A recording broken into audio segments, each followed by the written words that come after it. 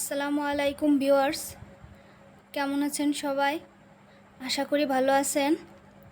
আপনাদের সামনে আজ আবার নতুন একটা রেসিপি নিয়ে হাজির হলাম।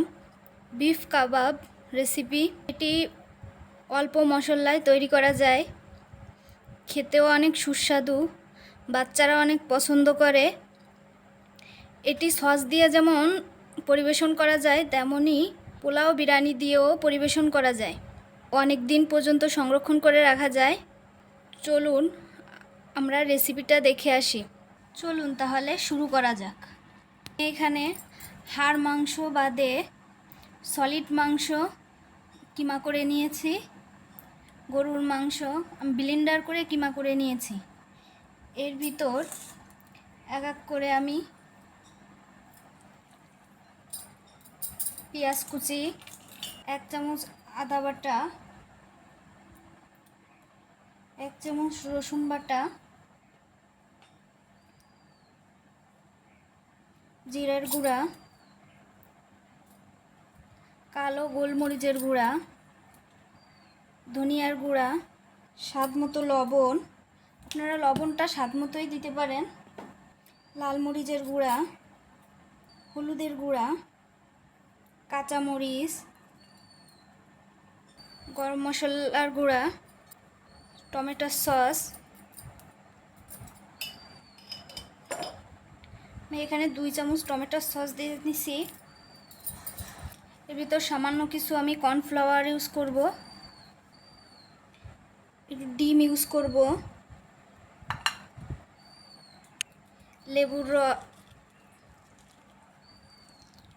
লেবুর রস।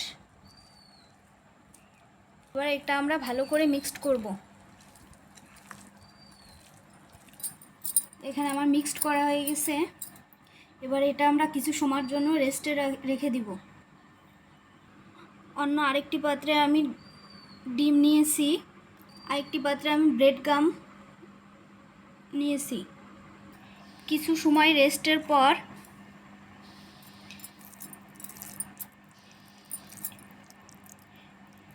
এগুলো আমরা কাবাবের শেপ দিব। আপনারা লাম্বাও তৈরি করতে পারেন কিংবা এরকম চ্যাপটাও তৈরি করতে পারেন। এটা আমরা এখন ডিমের ভিতর দিব।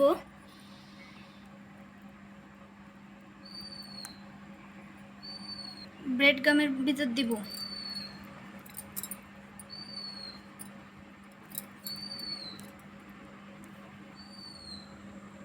দেখুন ব্রেড গামের ভিতর এরকম শেপ আসছে।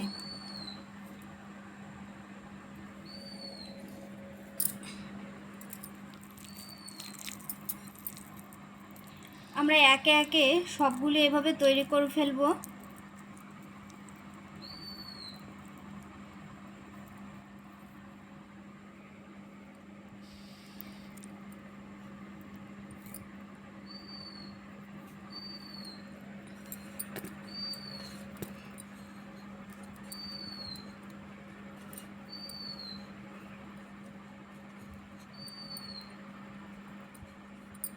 ব্রেড গামটা আপনারা একটু চারিপাশে হাত দিয়ে চেপে চেপে দিবেন।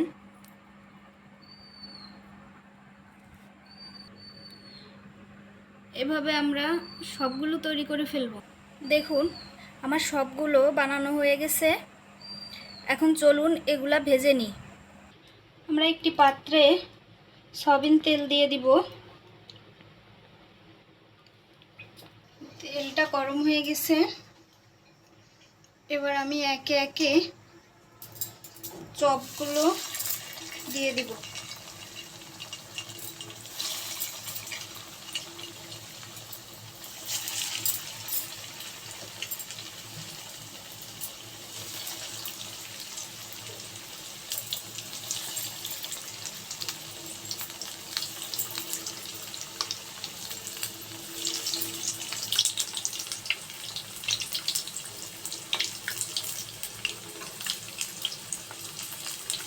আমরা চুলার আগুনটা মিডিয়ামে রাখবো। একে একে চপগুলো সব উল্টায় দেব।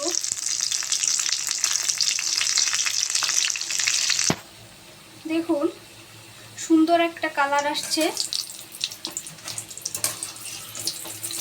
এখন আমরা এটা তুলে ফেলব। মাশাআল্লাহ, দেখুন কালারটা অনেক সুন্দর আসছে।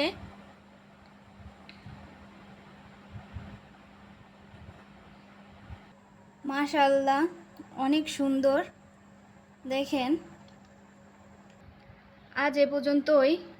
আমার ভিডিওটা যদি আপনাদের ভালো লেগে থাকে তাহলে আপনারা লাইক, কমেন্ট, শেয়ার করবেন, আমার পাশে থাকবেন, সবাই আমাকে সাপোর্ট করবেন। আমি তাহলে আপনাদের সহযোগিতায় আমি নতুন নতুন ভিডিও নিয়ে আপনাদের সামনে হাজির হতে পারবো। আজ এ পর্যন্তই। ধন্যবাদ সবাইকে।